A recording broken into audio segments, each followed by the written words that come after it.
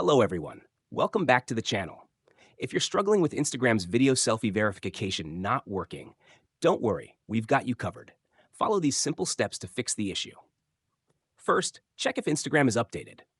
Open the App Store, type Instagram in the search bar, and check the button next to it.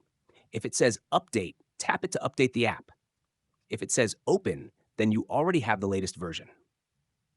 Next, go to your iPhone settings, scroll down and tap on General, then select iPhone Storage. Once the storage page loads, find and tap on Instagram. Here, you'll see an option to offload the app. Tap Offload App and then reinstall it. If offloading doesn't solve the problem, you can delete the app. Long press the Instagram app icon, tap Remove App, and then Delete App. After deleting, reinstall Instagram from the App Store. Thank you so much for watching. If this video helped you out, don't forget to like, share, and subscribe to the channel for more helpful tips. See you in the next video.